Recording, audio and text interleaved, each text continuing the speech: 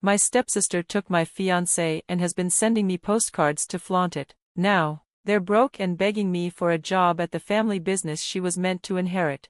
I'm a 28-year-old woman who was engaged to my college boyfriend, Greg, 4 years ago. We had been together throughout college and got engaged at 23. But a week before our wedding, he eloped with my stepsister, Melissa. They left nothing but a letter behind.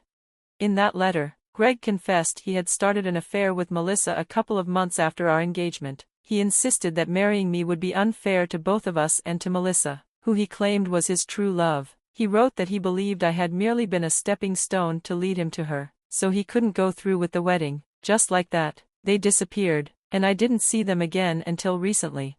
Greg's parents had generously covered the wedding expenses, feeling embarrassed by their son's actions. After their betrayal, I had little reason to maintain ties with them. My own family was outraged. My father even considered hiring a private investigator to track down the couple for some answers.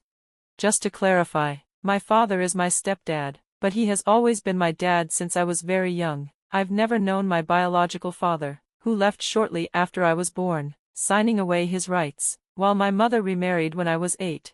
Melissa and I went to the same school, where she decided to bully me for years. Her torment didn't stop at school. She continually sought ways to make my life miserable. Despite my parents' attempts to intervene, they couldn't make her stop. She had no fear of consequences, and her behavior escalated through middle and high school, where she adopted a rebellious lifestyle. Things finally changed when she got arrested for breaking into a house while drunk. That was when our parents decided to send her to rehab. After much resistance, she entered a center for troubled teens, and I didn't see her again until after I graduated. My parents visited her often, but I had no interest in reconnecting with my bully. When she returned from rehab, she surprised me by apologizing for her past behavior. Although I was cautious, I accepted her apology and thought she had genuinely changed. We were about to go off to college, so I figured we could start fresh.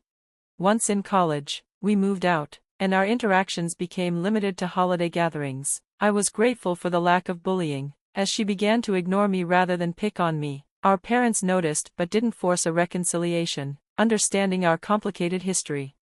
I started dating Greg, and after a year, I brought him home for Thanksgiving. To my surprise, Melissa and Greg hit it off. Their newfound camaraderie raised my suspicions about her intentions, but when I confronted her, she reassured me that her change in behavior was about mending our relationship, not about him.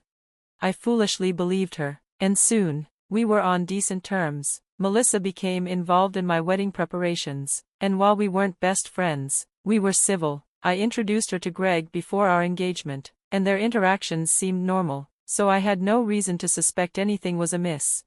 Tragically, I learned the truth too late. They had already run off together when my parents started searching for them. I urged them to let it go because I just wanted to move on. The humiliation of being left for my stepsister just days before my wedding was too much to bear. I buried myself in work and sleep, trying to numb the heartbreak.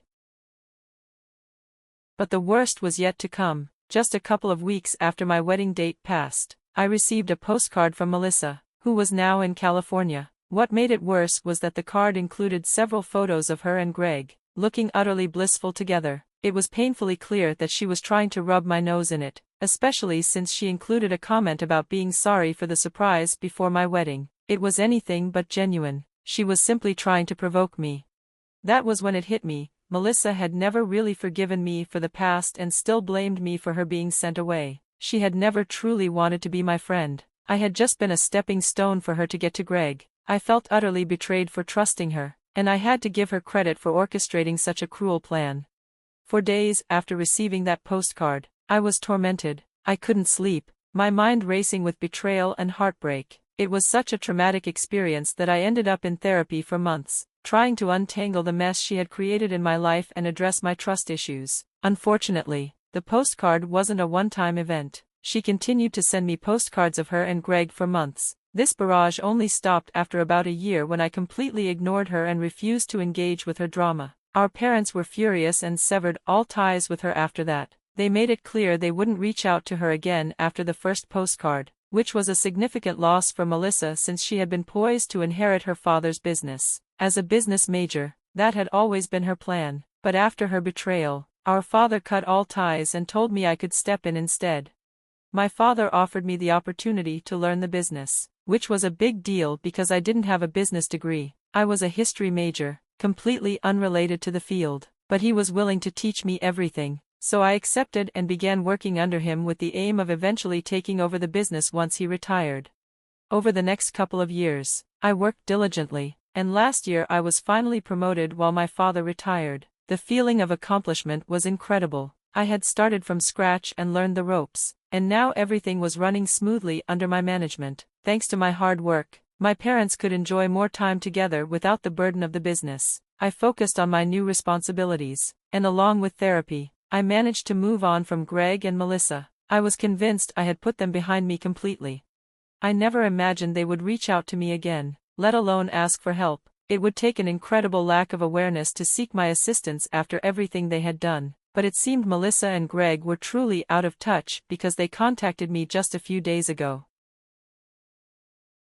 It was a weekend, and as I was at home around lunchtime, I heard someone ringing my doorbell frantically. Thinking it was my pizza delivery, I didn't give it much thought. When I opened the door, I was greeted with the biggest shock of my life. Melissa stood there, looking genuinely distressed. I was at a loss for words, so I waited for her to speak.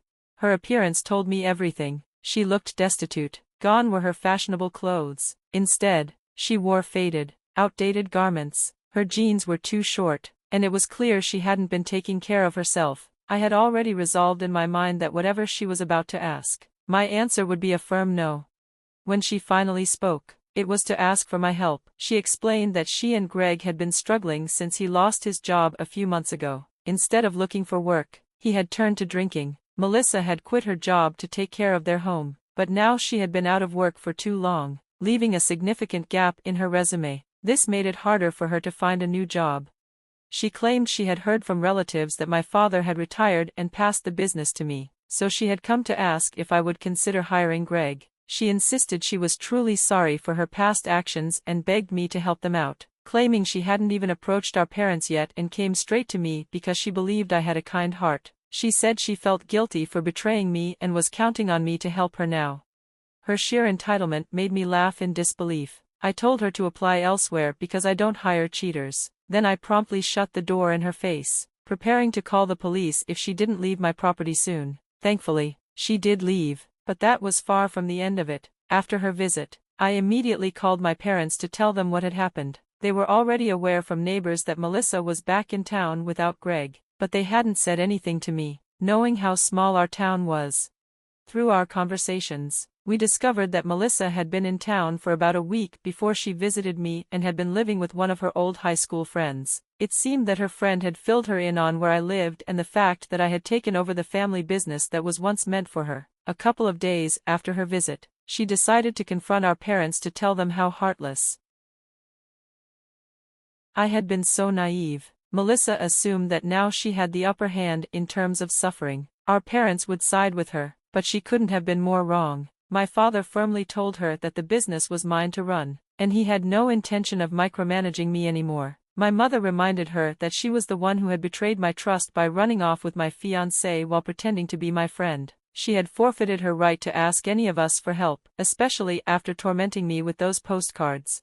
In her defense, she claimed that was all in the past and that she had changed, but my parents insisted she leave. This prompted her to throw a tantrum, accusing them of always favoring me, the so-called golden child. She told my father he had never treated her like family, acting as if I were his only daughter. When he reminded her that he had given her more chances than most parents would, she dismissed it, insisting I had everything meant for her, including the business she believed she deserved. She even claimed it wasn't her fault that Greg chose her over me and argued that the postcards were genuine apologies, not tools for torment.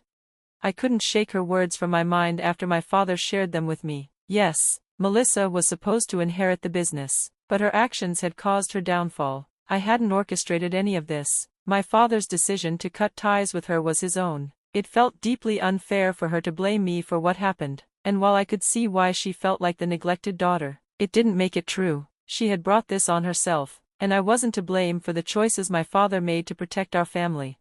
Despite everything, I felt a twinge of pity for her. Her husband was a failure, and she was now left to pick up the pieces. I regretted how I had treated her, but I wasn't about to help her out. I could only offer my sympathy. I couldn't hire her or lend them money. It was enough that I even felt sorry for her after all she had put me through. Most people wouldn't. The only reason I felt even a bit sorry was that the business was meant to be hers, and now that I was in charge, it felt like I was getting revenge, but something didn't feel right about it. Maybe it was her comments about being the golden child, or perhaps it was just imposter syndrome, but it left me unsettled. I felt guilty about refusing to hire my ex-fiancé and my stepsister, even as they struggled financially. Update 1. I was at a loss for what to do. The comments I received only confused me more. Some people said I was right to turn them away, while others claimed I was the golden child and that was why Melissa acted out. I decided to seek advice from my parents, as I always had. They reassured me that I didn't need to feel sorry for Melissa. We had all tried to help her, but she refused to change. My father reminded me he would have let her run the business had she behaved and been a good daughter, but after her actions, expecting to be part of the family was foolish. Talking to them put me at ease, reminding me not to feel guilty for setting boundaries. Update 2. A week passed since Melissa's visit, and we hadn't heard from her. I assumed she had gone back to Greg until today, when she showed up at my workplace, creating a scene. She walked right in, having known the place since childhood, and took a position in front of my office, yelling about how I had stolen the business from her by pretending to be the favored child. She accused me of vilifying her and claimed I had turned our parents against her out of jealousy for Greg choosing her over me. I decided to step out after calling security, trying to calm her down, but she continued for several minutes before security escorted her out. I called my dad for advice, and he was furious, telling me to go ahead and call the police. Fortunately, when the cops arrived, she was still lingering nearby, waiting for me to leave. They took her away, charging her with trespassing and disturbing the peace. While these were minor charges, it would still go on record, which was a blow to her. When I told my dad, I expected him to be upset, but he seemed just exhausted and wanted a break from the chaos. I genuinely felt for him. Having a daughter like Melissa and dealing with her blame for her life's failures had to be tough. Update 3. It seems Melissa has left for California. After a couple of days without any contact, my dad heard from neighbors that they saw her heading to the airport. It's a relief that she's gone because I feared she might try something drastic to get our attention. I'm concerned about what she and Greg will do now, as it seems unlikely anyone will help them. I genuinely hope they find a way to support themselves. I'm not saying this out of compassion, it's more self-serving because I want to avoid more drama in my life. For now, at least, I can breathe easy, knowing I won't have to deal with her for a while, and maybe this chapter is finally closed.